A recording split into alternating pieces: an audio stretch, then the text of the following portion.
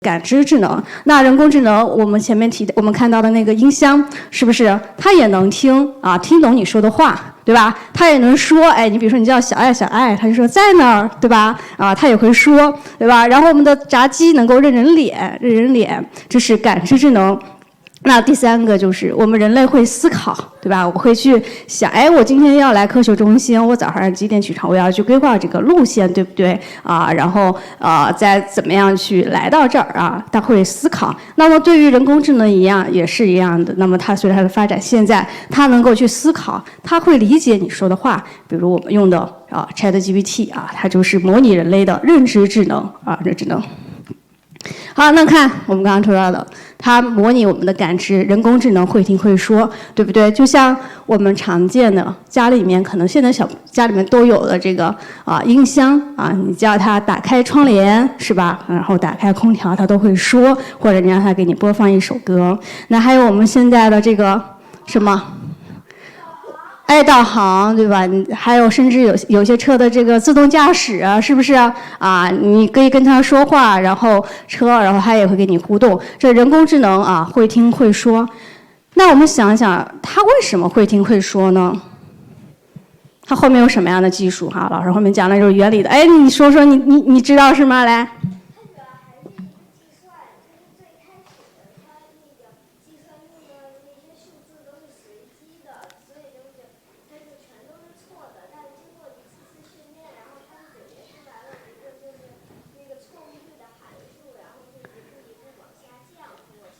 啊，你好懂啊！你是不是学过？你好懂啊！他说里面有计算哈，那肯定是有计算，但是他首先要怎么样啊？他是不是他首先要听懂啊你的，对吧？那这里面有个非常关键的技术叫做智能语音技术啊，智能语音技术，它是一个什么样的功能？就是它要你给你听见。对不对？他听到你说的话了，然后呢，他要去理解你说的话的，哎，是什么意思，对不对？然后他再要去回答，最后就哎，那么整个的听见加他去理解，就是刚刚那小朋友说的，他要去计算啊，他要去想啊，他要去处理啊，再加上回答，这就是构成了整个的这个智能语音技术啊。它是一项重要的人工智能技术，能够让机器和人类进行这样的自然语言交互啊，这样的能力。那么听到之后，这个计算机，哎，这个它听到了之后呢，它首先要进行语音识别啊，语音识别，它要把你说的话去进行转换成文本啊，比如说你每个小朋友一会儿你的那个手表是不是有这样功能，把你的语音转换成文字？对不对？你想给小朋友发条消息啊，但是你不想打字了，你就按着那个麦克风按下去，然后它给你转成文字，对不对？那在这个里边，它其实就做了语音识别，然后它把你它去进行理解，然后把它输成文本。那么理解这个过程，其实就是它在做计算机在做信号的处理信号的处理，然后它回答的时候，它要去进行语音的合成合成，这是智能语音技术智能语音技术。好，那么我们看，哎，这个今天有没有小朋友坐地铁来那么地铁是不是可以刷脸？还有我们的很多现在去坐飞机，对不对？坐飞机只要把身份证放上去刷脸就行，这是闸机人工智能会认脸，还有我们的支付支付。那我们再来猜，我们接下来猜一下，人工智能会认脸，这个里面有什么样的技术？它为什么可以认脸？哎，好，那个小女孩，来你说。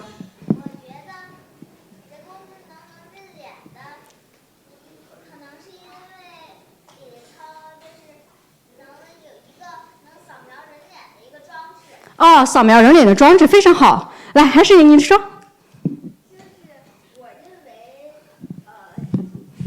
人工智能它会把一系列的照片转换为一个矢量，然后它这个矢量有某种函数去提取出来这个人脸。向量对不对？是这样说。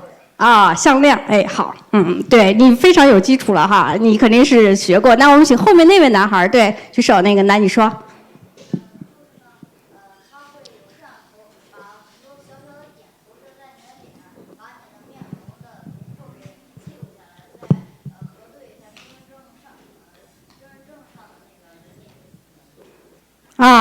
好，快接近正确答案了哈，非常非常好，发现小朋友的这个知识量也都很大哈。那么，人工智能会认脸，它背后依赖的技术是什么呢？图像识别技术。前面我们说它会听说是智能语音技术，对不对？那这个是图像识别技术。刚刚其实有小朋友提到了，首先要有一个摄像头能把这个你的图像给捕捉进去啊。当然，其实你输入的图像也是一样的啊。那么图像识别技术就是说，它是从大量信息和数据出发啊，利用这个计算机啊和数学推理的方式去进行。它对什么呢？对形状啊、模式啊、曲线啊、数字啊、字符格式来完成自动识别啊。比如我们举个例子，你可以看，老师这里给了很多很多的图片，对不对？这里有猫啊，有狗啊，猫猫狗狗的图片。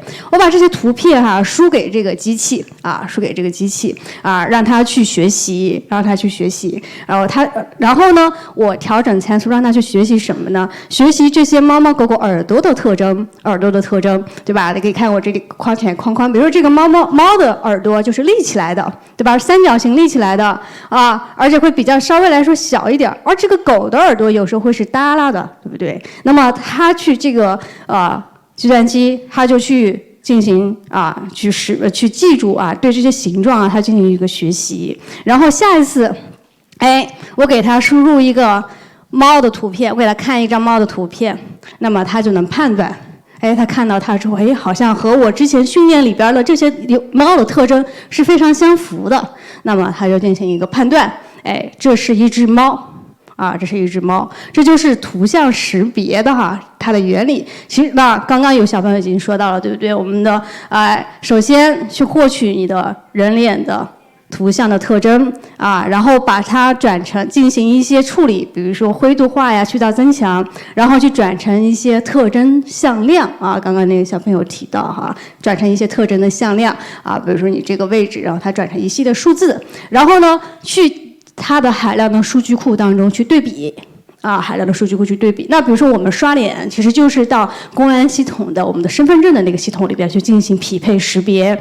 当它的匹配识别的这个得分率如果高于了某一个数字那个某一个数值的区间的话，它就能够去判断，这就是同一个人。所以有的时候它识别如果出现不太准确的时候，可能就是那个光线不太好，就导致你的这个特征向量的值不高，或者是你和你身份证里的一个照片会有一个比如说表达感，比如说你戴着眼，所以为什么有的时候让你把眼镜取掉？因为你可能在那个数据库系统里边是没有戴眼镜的，所以它就识别不出来。这就是一个人脸识别的一个过程，就是把图像输入进去之后进行处理，然后提取成向量，然后再到计算机进行去计算和匹配就是海量的数据库里面进行去匹配。如果成功了的话那就的答案这是同一人。好，那前面我们看到了人工智能会听会说会认人脸，还有一个非常主要的功能，它会干嘛？会认字儿，是不是？那我问问小朋友，你有没有用 AI 改作业？有吗？有没有用 AI 给你判题？有是吧？对，好多同学好多小朋友都举手的，对 AI 改作业。那还有 AI 可以什么呀？进行车牌的识别。那这个背后是什么技术？猜一猜。那个小女孩，你说。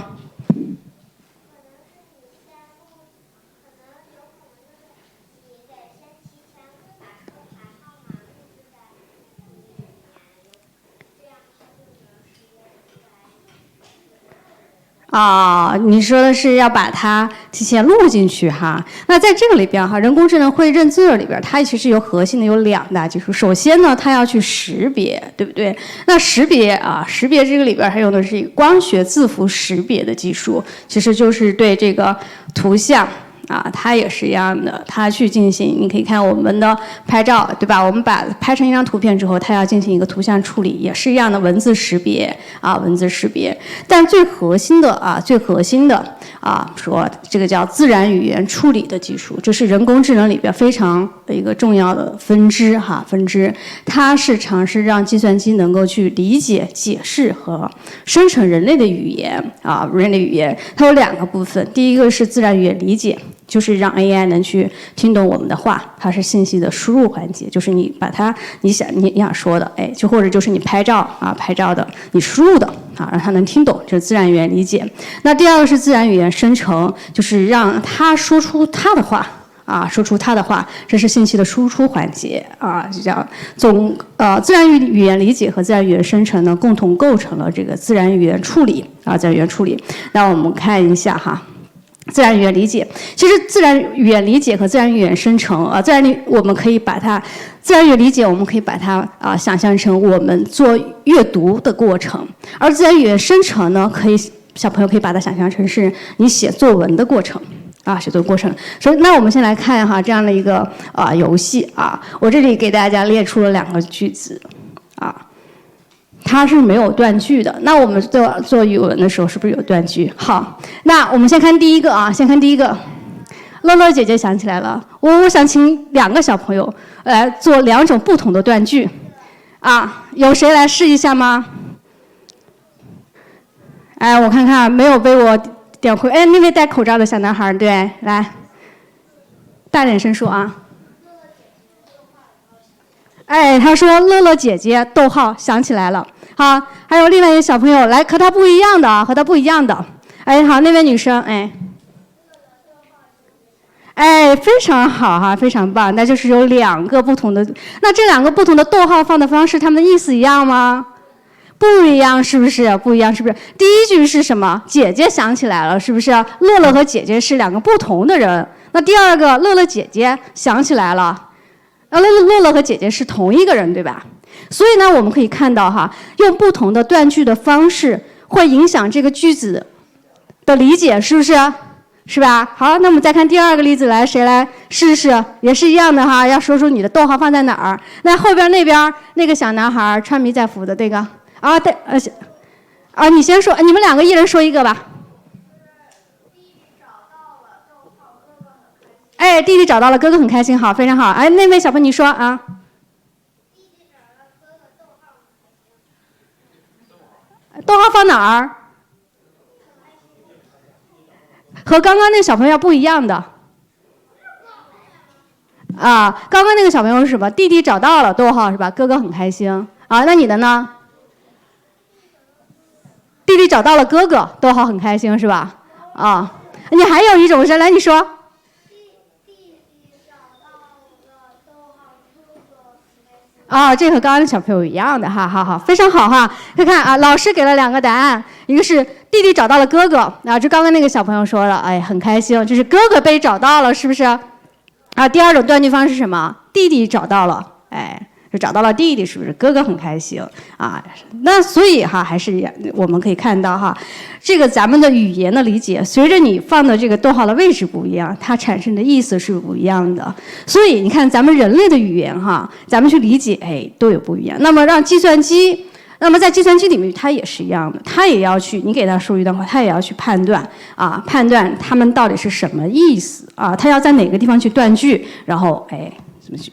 好，下一个我们看那么自然语言理解，计算机它是一个怎么样理解的过程呢？自然理解的过程呢，首先它要做分词。那刚刚咱们在做的那个活动，那个小游戏，它就是在做什么？做分词，就是我把逗号，我把哪个词和哪个词儿放在一块儿，把哪个词和哪个词分开就是把句子拆成一个个的词语这计算机首先要去做的。比如你给它输这样一段话，它首先要做的就是做分词。第2个是它要做词性标注，因为我们知道什么？一个词它可能有名词的意思，也可能有动词的意思，所以在计算机里边，它分完词之后呢，它要对每个词进行一个词性的标注标注它是一个名词还是一个动词还是形容词。那我们把它比喻成给词语戴一个帽子。然后到第3步，自然语言语言理解的时候呢，它就要去进行分析这个词语之间的语法关系然后把这个第4步就是把整句话分析完语法关系之后呢，把整句话表达出来，它真正的含义是什么含义是什么？就是这呢是一个我们简单的这个自然语言理解的这个过程。所以大家记住就是说我把一句话输给计算机，它首先要进行分词，它要去尝试着去理解这段话是什么意思什么意思。那就算它理解完了之后呢，它要去生成，对不对？它要去告诉你给你生成，他要去写篇作文，就跟咱们写作文一样那它要进行自然语言生成啊。那我们写作文，我看在座的有些小朋友也是高年级的哈。那写作文，你写作文是有几个步骤？哎，写作文有几个步骤？我看看哈。好，这位男士你说。有3个步骤写作文，来你说说你有哪3个步骤？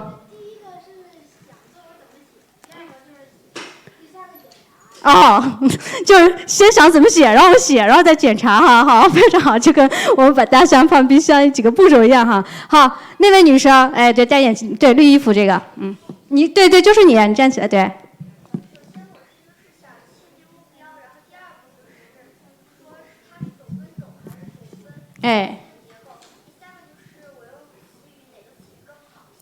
非常好哈。但首先就是一个目标，就是我这个文章我要写成什么样。第2个是我用总分总还是用总分的结构去写。然后第3步就是我用哪些好词，对吧？句子放进去。好，这位女孩，你有补充什么？来，你说说。对，就是你。就是我在写作文的时候呢，就是先得选好题目，并且写题的那个东西必须要选好了，不然的话写完之后就写的就会不好。会跑题是吧？并且呢，写作文的时候呢，就是在写作文的时候还得把语言组织好。然后最后那个作文才会变成一个完整的作文。好，非常好哈，就是先要想明白了哈，要不然就容易跑题了，是不是？然后呢，还要把语言组织好哈。那么计算机它怎么样写作文呢？其实和我们有点相似哈，和我们人是很相似的。首先第一个，它也是要进行一个规划。它的目标是什么？你问他什么样的问题，你给他的问题其实就是他最后要生成的一个目标。目标是什么？然后呢，他也要去想他的结构，他也要进行他的结构规划，他的顺序是什么样子啊？他的每段都写什么，形成一个结构。最后呢，他要去实现他前面的结构，就是我们写作文的时候要组织语言，对不对？要用哪些句子，要用哪些词语，最后去输出。所以这是计算机的一个自然语言生成的过程，就是它要把一些数据结构化的数据转化为人类可读的文本，然后让计算机具备这种自然语言生成的能力所以那人工智能它能够读写，就是核心就是说它有自然语言，首先进行自然语言理解，然后呢进行自然语言生成。我们和豆包对话对吧？我们和豆包对话和 DeepSeek 对话的时候，你先输一段文本，它先要去进行自然语言理解，然后它输出一段文本，就是在做自然语言生成哈。所以小朋友可以记住这个那么前面老师一直都在说人工智能，对吧？我们说人工智能随着它从5、6年发展到现在已经70年了但是呢，生成式人工智能这个 Transformer 这个预训练模型它是18年出现的，所以我们称它为是什么？生成式人工智能。那它和人工智能有什么样的区别不一样呢？这个老师跟他们说一下传统的人工智能我们说它只是能够它会去依赖于原本的专家知识库或者你的指令去执行特定的任务，但它不能够做什么呢？他们如果要做一个新的没有见过的数据的时候，就可能会遇到困难。我们看到这个例子里边，刚刚我们说，我们让那个机器，我们让那计算机去看了很多猫猫狗狗的图片，对不对？所以它记住了猫猫狗狗长什么样子，对吧？那么就是比如这个计算机，我们称它为图像识别系统它里边它训练了很多的猫猫狗狗的这种特征数据，对吧？所以我给它一张这个图片，左边这个图片知道这是一只猫给它右边中间这个图片呢，它知道判断这是一只狗。但是我给它另一张小兔子的图片的时候，它就没有办法判断出来了。就是他从来没有见过，因为在他的训练的系统里边，我没有给他训练过兔子的图片，所以他就没有办法判断也就是说，他遇到了他从来没有见过的图像现象，他就说，它不太像猫，也不太像狗，但它是什么呢？我不知道就是我从来没有见过，你可以把它理解，我从来没有见过这样的一个图，所以我没有办法知道它是什么。这就是传统的人工智能传统人工智能。那生成式人工智能是什么呢？它可以自己学习它可以自己学习，它不受限于你给它训练的那些数据库数据。所以它可以通过相关的领域的数据来去学习和处理这种新的数据所以这种基于大量数据训练理解新任务需求然后产生新的结果，这样子就是生成式人工智能。比如我给豆包说一段话，我要制定一个旅游攻略现在都要暑假了小朋友回去可以试试，我一会儿给大家布置这样的任务那么我给他设定了，但是呢，它其实一开始并没有训练，但是它可以去到相关的这种大量数据当中去找，比如说交通信息、景点攻略、天气情况、美食推荐，然后进行去理解，最后生成了一个这样的方案这样的旅游攻略方案。所以呢，为什么说我们这个生成式人工智能它需要很大的算力这个是一个比较新的词。然后因为它需要进行大量的训练和计算，它并不知道你给它的这个任务，它在原始的它的库里边是没有的没有的。所以这里老师要给大家介绍几个关键术语词这是我们在生成式人工智能爆发之后呢常听说的几个词。第一个词叫做大模型大模型它什么是大模型这个模型和我们的乐高模型不是一回事儿这样大家都搭乐高不是一回事儿。这个模型指的是一种网络模型，神经网络模型。那神经网络其实就是在计算机里边是它的非常基础非常基础。那大模型呢是使用庞大的、具有复杂结构的神经网络。那这个神经网络模型里边呢，涵盖了大量的参数大量的参数，它可能是数百万或者是数十亿甚至更多让它这个模型呢，它有这样的很多的参数之后呢，所以能够在大量的数据上进行训练从而去捕捉和学习这样复杂的数据模式和关系那第二个我们常说的叫大语言模型大语言模型是在前面那个大模型下的一类特别的大模型，它是专注于什么呢？去生成和理解人类的语言人类语言，所以它能够去分析大量的文本数据，然后学习语言的结构语法等等像我们说的 ChatGPT 它就是一种大语言模型。那还有一个第三个叫做多模态大语言模型我们前面说大语言模型是理解和生成文本，那多模态大模型，我们现在的豆包是不是可以生成图片？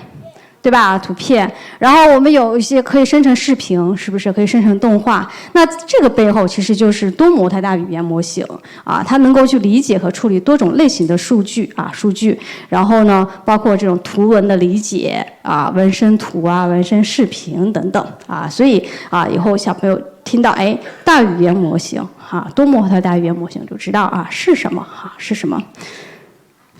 好，那么大语言模型它的工作原理老师呢用非常通俗的这个方式给大家解释一下你也可以在我讲的时候去回忆一下你和豆包对话的过程是不是这样子。首先你输入一个文本，对吧？你给他一句话，你告诉他，你给他一个任务，我要干什么，这个是 AI 生成文本的起点。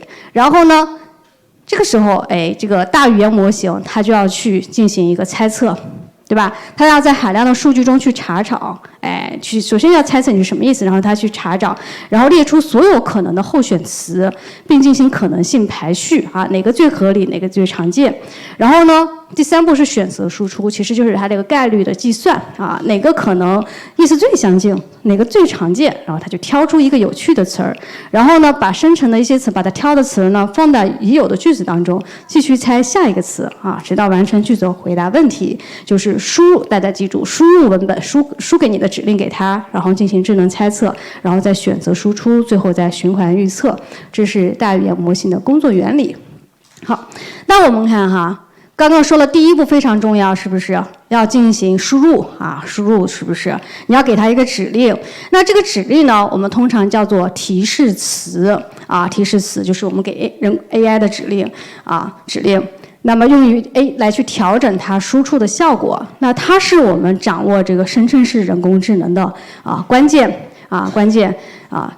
如果我们这个提示词越清晰，那么人工智能它越能生成我们心中所想的啊。比如说老师这里给了一张图大家可以想一想，我要生成这样一张图片，我该跟 AI 说什么？我要跟 AI 说什么？好，我把我说的列出来了放在这儿了。那同学们可以看看这个图里边这个提示词，我写的它包含了哪些要素？我说我给它的是什么呢？你是一位经验丰富的漫画家，请用儿童绘本风画一张儿童在绿色足球场踢足球比赛，旁边还有啦啦队观众的图片。这里面包含哪些要素？好，那位女孩你说。告诉他你是谁，对吧？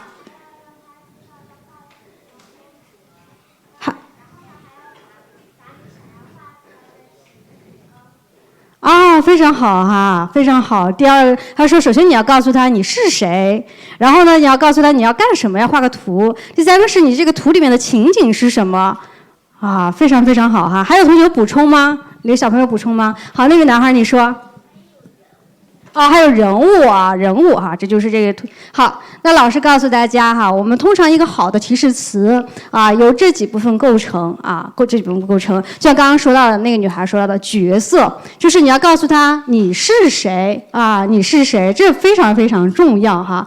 第二个是你要告诉她你要干什么。你的任务是什么？那在这个里边，他的这个任务，他的角色是什么呢？你是一位经验丰富的漫画家，他的任务是什么呢？画一张图片，画一张图片，而且格式是确定好了，它是一个图片不是说生成一段文本，或者是生成一段音乐或者是一个视频。然后呢，这个图片里的内容是什么？就是它的，对吧？要是什么？要用的风格是这种绘本风，对不对？不是这个手稿，或者是不是线稿，而是绘本。然后呢，在足球场上面踢足球，那旁边还有啦啦队，这属于上下文。所以我们说提示词的构成哈，如果你要想 AI 能够非常生成你想要的内容的话，所以你的提示词要包括角色、任务、上下文和格式。我们具体来了解第一个角色，这个很好理解，就是你告诉他你是谁。那在这个例子里边，他就是一个经验丰富的漫画家回去我们可以试试，如果你跟他说你是一个新手漫画家，和这个经验丰富漫画家会不会不一样会不会不一样所以这个里就是定义 AI 在里面的角色很重要。第二个是任务就是你明确他希望完成的具体动作，它是生成一个图片还是生成一个文本文本。那在这里就是画一张图片第三个，这个就非常重要，我们说它是一个上下文或者是一个背景信息。那这里边可能面对不同的任务，它有不同的描述，但它核心就是你看提供你的风格，我的风格是要绘本的风格。然后我的景物有什么呢？是儿童在绿色的足球场上踢足球。然后呢，我的构成的旁边还有啦啦队观众。所以这些是你要有的要素要素。那最后一个就是格式，就是图片。所以大家小朋友记住了，以后你和 AI 对话就记住4个词：角色任务、上下文和它的格式它的格式。好，你来补充，你有什么想说来？我觉得角色其实可以不用因为我经常让 AI 生成图片，我一般不用这个角色。不用角色是吧？是因为你一直都在跟 AI 生成图片是吗？让它我都不用什么角色，所以我认为角色根本就没这必要。你认为角色没有必要，但是来请坐非常好这小朋友说他觉得，因为他一直跟 AI 对话，所以他其实这个时候，因为你一直跟 AI 对话，然后他生成图片，他就默认其实上，你已经了解他已经了解你是谁了。但是某一天你突然想让 AI 给你写一首歌，写一个谱子的时候，这个时候你就要切换一下，你就要告诉他你是一个作曲家因为你想让他生一个谱子，如果他已经界定为一直生成图片，他是一个画家的话，所以他可能生成这个曲子没有那么好没有那么好好所以我给大家布置一个第一个任务都暑假了，是不是要出去旅游了，对不对？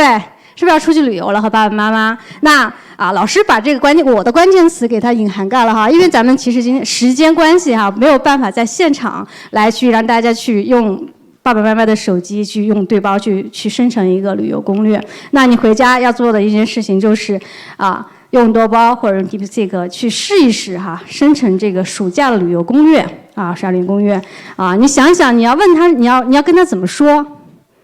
能不能有现场有小朋友现在尝试一下？你想让 AI 给你生成个旅游攻略？好，那位小女孩，你刚刚说的非常好的，那来你说，比如说你说出你想和 AI 说的话。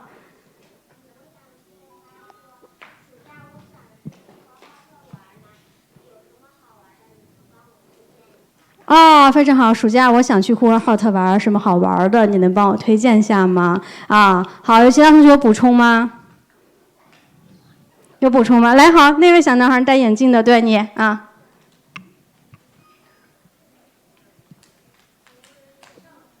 你想去上海，那你打算怎么问豆包？你想和谁去上海？你和爸爸妈妈去，还是和爷爷奶奶去？爸爸妈妈去，好。然后你有什么样的需求？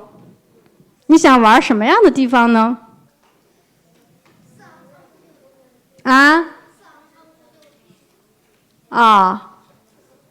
还有吗？好，你再想想那这个小朋友来，小男孩你说。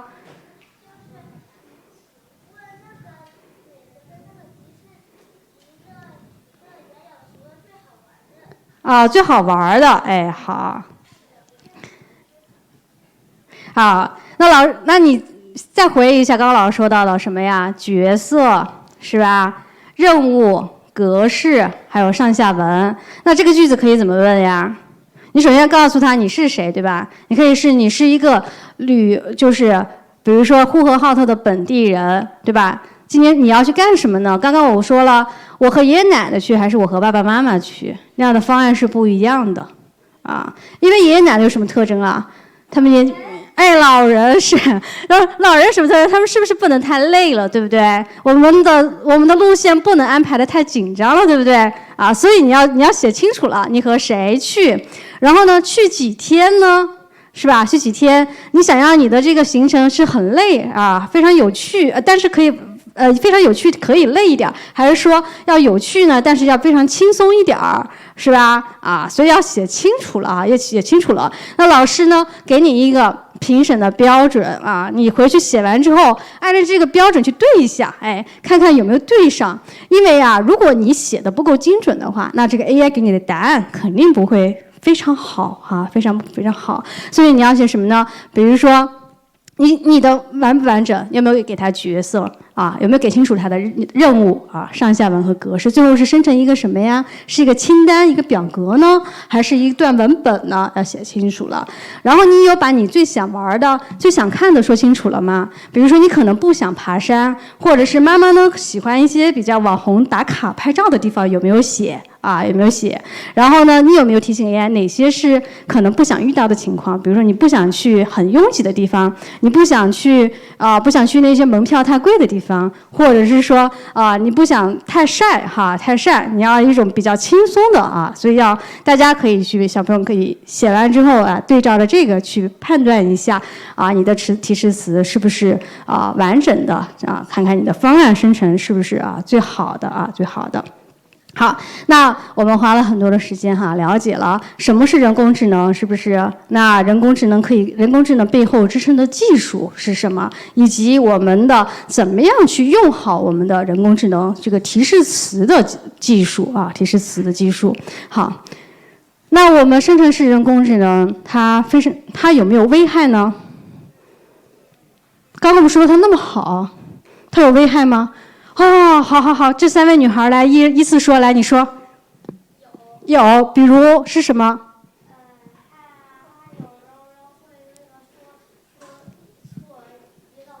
她有时候会出错，好，非常好，来你说。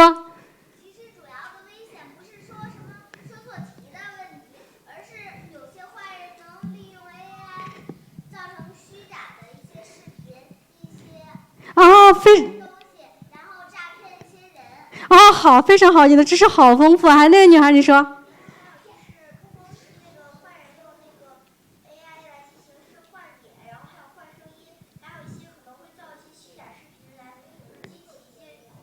哦，引起集体恐慌就虚假视频是吧？好好好，那我觉得小朋友的这个我们的信息量哈，平时都非常非常广泛哈。那生成式人工智能，我们不能盲目的去积极的就什么都照单全收哈，它是有一定局限和危害的。那今天老师分别给大家总结了3个局限和3个危害，我们分别看一下是什么。第一个啊，就叫做刚刚那个小朋友就说了，他会做错一道题，是不是？做错一道题，这个用专业的数据叫做 AI 幻觉，因为它是要从大量的数据当中去怎么样？刚刚我们说它要去猜测，对不对？然后去找那个最接近的，会有最有概率的，所以它有的时候就会出错出错，它可能找的不那么准确，我们称它为 AI 幻觉。比如我这里给大家生成了2个第一个幻觉是什么呀？它的字儿都看不清楚，对不对？那第二个我们能看清楚什么呀？它有错误。6根手指头，对不对？这个其实在早期的时候生成图片、纹身图的时候经常见哈，但是可能现在随着它模型的调参数就越来越好了。但我在这里就想说一个，我们不能盲目的去相信 AI， 它有的时候会出错所以小朋友们记住了它可能给你的答案是错的，你得自己再去检查一下自己再检查。第一个局限，第二个局限，它会有偏见。偏见就是因为它是依赖于大量已有的数据，而我们现在这个数据库里边本身就这些数据可能就存在一些偏差，所以生成的结果可能会放大偏见，形成有一些刻板印象的内容。那这个图片我是让它生成什么呢？我让它生成非洲儿童踢足球的照片。那么它生成了一个这样，我们就要去想了，非洲儿童一定是不穿衣服踢足球的吗？非洲儿童的衣服一定是破烂的吗？所以它会造成一种我们现有社会上的一种偏见。那还有你们可以试一下，比如说你让它生成一个护士和医生在操作的照片，它就会给你生成一个什么呢？医生是男医生，护士是女护士。但实际上这也是一种社会存在的固有的偏见，因为其实上我们现在也有男护士和女医生所以这对于在青少年我们再去用的时候要注意了 ，AI 这种可能会造成我们社会的偏见越来越厉害，所以我们一定要带着这种审辩的眼光就是家长朋友们可以告诉小朋友，就是说我们要带着审辩的眼光去看待 AI 生成的结果。第3个，隐私泄露。隐私泄露，因为我们在使用数据或生成的过程中，还可能涉及到个人信息存在这种隐私泄露和信息安全的隐患这个可能小朋友不会太多事情，但是家长朋友们之前我们说前一段时间特别火养小龙虾。对吧？养小龙虾这个人工智能的那么养小龙虾部署在自己的机器上边，那你要部署在自己机器上面，其实可能就会导致于因为它会要调用你计算机上的内容，所以会造成这个隐私的泄露隐私的泄露。你一直在举手，你想说什么来？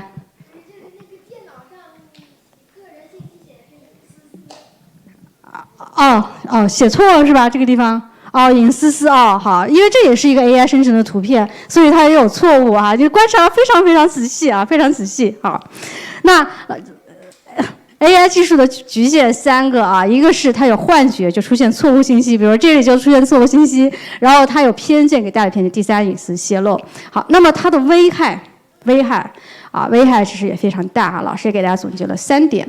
第一个是 AI 的依赖如果你在学习过程中过度的去依赖生成式人工智能，比如你让它直接完成作业，能行吗？然后呢，你让它直接完成作业，那么你自己就不会去思考了，是不是容易削弱你的独立思考能力，也违反了学习规范。所以就是造成的第一个危害是 AI 的依赖。所以因为小朋友们都比较小，所以小朋友们你们自己也要思考一个问题，就是说我什么时候可以用 AI， 什么时候不能用 AI。那在座有很多家长朋友这是也是要提醒家长朋友，就是说在家里给小朋友用 AI 的时候他什么时候可以让他用，什么时候不能让他用。不能让他用。那前段时间我们学校在做这个卓越校长面试的时候，有一个朝阳区有个学校的校长，他就提到了他们学校在这个作文课上面有一个改革，原来的就是老师布置一篇作文，孩子回家去写，对吧？那他们发现一个什么样的现象呢？交上来的作文质量越来越好，然后里面有 AI 痕迹，所以这是什么呢？可能小朋友回家之后，这个作文他不知道怎么写，然后他就去问豆包。怎么写？然后他就把他豆包写的给他抄出来了之后，然后就交了。所以后来学校进行一个什么改革呢？就是作文要2写2批，第一遍初稿就在学校写，就老师，然后就把作文课改成2节课连上，就不上1节课，就2节课，就是老师布置完作文之后，我们先在课上在学校写了初稿。然后老师批完之后，然后拿回家，你再去老师的批改的基础上再去修改。那这个修改过程中，你可以去借助 AI， 去问问 AI 怎么来把你这篇文章去改好，然后再交上来。所以，那这样一个事情就说明什么呢？我们不能够让孩子不经过自己思考，直接就去问 AI， 因为 AI 导致你的 AI 依赖之后，你的认知外包以后，你长时间下来，你可能就不会思考了，你的思维模式都会发生变化。这个话题说的扯得有点远就是希望各位家长朋友在给孩子用的时候注意一下，这是 AI 依赖。第二个是版权争议那把人工智能、把生成式人工智能生成的内容当做自己的作品，可能就会引发版权和诚信的问题。比如说你如果生成了一个图片，然后呢就拿去参加比赛，或者是说就拿去去发表或者生成一个文章拿去发表，最后生成了一些这样的利益这种收益的话那可能就会导致了一些版权的争议这是第二个风险所以就像我们在老师们我们在大学里边去写论文一样的，如果我的论文里边用了很多生成式人工智能的东西生成的内容，我再去发表的时候，当有一天质疑到我这里边有很多 AI 的话，那么就会对我的学术诚信产生很大的问题。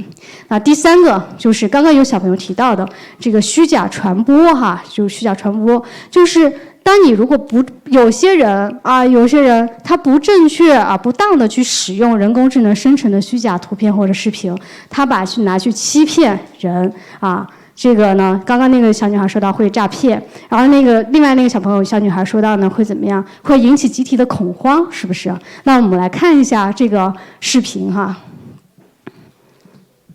像这样利用 AI 工具生成虚假视频的情况并非个例。近日，上海市公安局轨交分局民警在工作中发现，有人发布视频称上海地铁头顶墙皮掉落，经核查，该视频也是 AI 生成的。6月13号，上海市公安局轨交分局民警发现一条名为“上海地铁突发惊魂一幕，头顶墙皮轰然掉落，早高峰谁还敢安心走”的视频在网上大量传播。评论中有大量的这个老百姓都在质疑上海地铁是不是会有这样一个比较严重的事情。视频中称，该事件发生于6月12号。后经核实，6月12号早高峰，上海地铁18号线江浦路地铁站的确曾有少量墙皮脱落，但这条视频中的惊悚画面明显与事实严重不符。公安机关迅速查到该视频的发布者，居住在湖北黄石的孙某。违法行为人为博取流量、吸引粉丝，遂将相关的新闻喂到 AI 后进行一个视频生成，最终生成了一个夸大的一个视频，在自己的微信的视频号中予以发布，那么最终造成了比较严重的一个恶劣的影响。最终，公安机关认为孙某利用 AI 工具生成虚假视频，通过互联网散布误导公众认知，实施了故意虚构事实、扰乱公共秩序的违法行为。根据《中华人民共和国治安管理处罚法》相关规定，今年6月15号，上海市公安局轨交分局给予孙某行政拘留7天的行政处罚。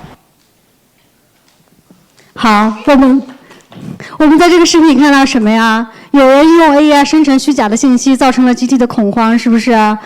最后他得到惩罚没有？惩罚了，是不是？太解气了是吧？最后行政具有欺是不是？现在这种的现象哈非常非常多。刚刚这个是什么？因是集体恐慌哈刚刚有小朋友提到了，他会有什么样啊？他会有一些去诈骗，对吧？他去改声音、改图像，然后进行诈骗，这种现象也非常多。所以 AI 应用的风险、虚假传播特别特别大。现在我们一定要怎么样啊？要自己动脑筋去想一想，对不对？要去带着有一定的批判性的思维去思考这个新闻到底是不是真的是不是真的？好了，那我们学习了3个AI 应用的风险，3个危害。接下来老师让你们来当一下小法官。这里有2个例子，来我们来判断这2个对不对啊？你来当个小法官试试。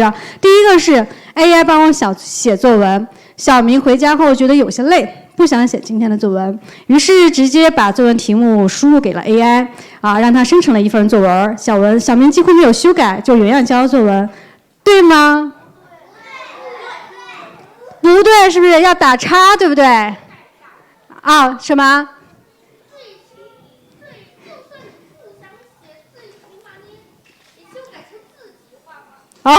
这个小朋友说，就算你不想写，你也 AI 生成之后，你也得自己修改一下，是吗？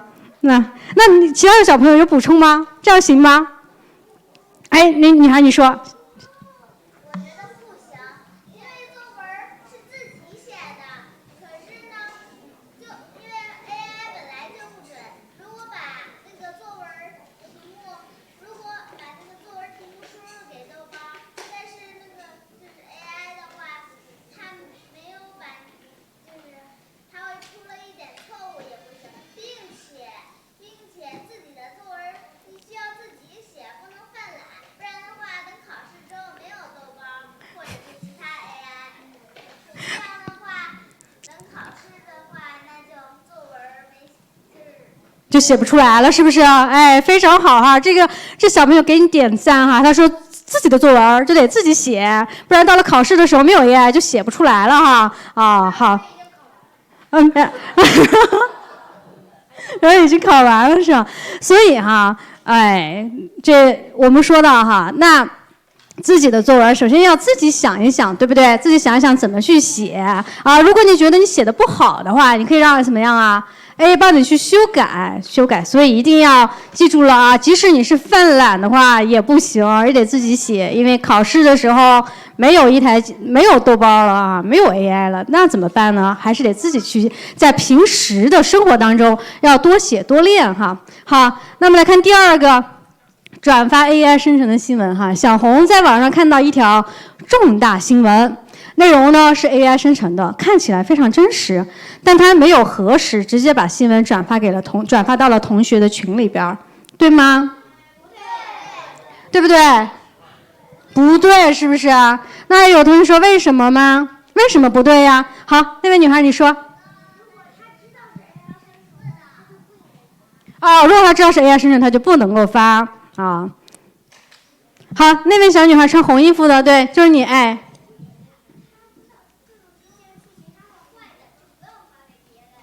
如果他说 AI 生成的这个信息是坏的，就不能发给别人他要进行怎么样那位女孩，你戴眼镜，对你说。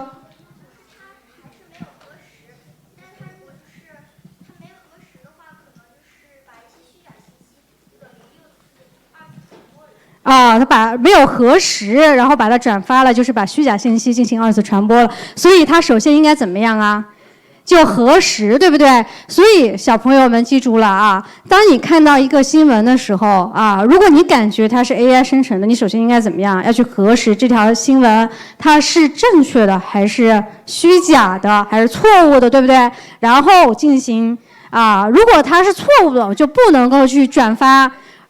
不能够去转发，所以我们在用 AI 的过程中要注意什么呀？要思考，对不对？要去判断首先我们要去判断，我们要有自己的思考、独立思考能力，要去判断它是真的还是假的，它是对的还是错的，对不对？然后当我们想犯懒的时候，要告诉自己不能犯懒，我先得自己想一想，对不对？我写作业的时候，我不能去依赖 AI， 是不是？我不能去依赖 AI所以咱们国家出了一个什么呢？中小学生生成式人工智能使用指南啊，就规定了什么呢？中小学生要怎么样去正确的使用生成式人工智能？我们看一下它里面讲到什么呢？我们要前面是理解这些技术工具都是什么，在用的时候要怎么样养成独立思考与解决问题的能力，看老师标红的地方，然后学会批判性的去使用不是一味的一直拥抱着去使用，批判性的去使用，就是什么时候用，什么时候不用不用，然后遵守一些诚信规范，增强隐私与安全意识然后下面这个就更具体了，怎么样啊？避免在作业中简单复制生成式人工智能生成的内容避免使用生成式人工智能参加考试和测试，不得用生成式人工智能去作弊避免在展现创造性或个性化表达的学习任务中轻易滥用生成式人工智能。什么意思？创造性或个性化表达就是比如说你要去设计一张海报，你要去写一篇作文我们不能轻易的去滥用生成式人工智能，丧失掉你自己的思考和观点。避免在没有查阅高质量的材料的时候就贸然去使用它然后也不要去把个人信息输入到生成式 AI 的工具里边也避免在没有授权的情况下去复制或传播相关的作品，侵犯著作权可能小朋友不太能够理解，但是大家记住老师的两个事情，就是每一次当你想用的时候，你就我是不是先自己思考了然后每一次他给到你答案的时候，你去想他说的是不是对的记住这两个，就是要批判性的去使用它，去判断它。所以我们说生成式人工智能是什么呢？它是一把改变生活的双刃剑，就是它有好的也有不好的地方，对吧？它有好的地方能帮助我们很多事情，但它也有不好的地方，它会给我们带来很多一些坏的影响，对吧？一些危害。所以我们只有怎么样学会判断，是不是？学会自己去判断，要遵守一定的规则，然后承担责任，才能让人工智能帮助我们好啦，那老师的分享到这就差不多了我给大家留一个作业，好不好？不要，要不要？好，大家自由选择做不做我给大家留个作业，要的同学回去做，不要的同学回去就不做了我带大家去思考一个问题：人工智能会不会取代人类？回家写一篇作文行不行？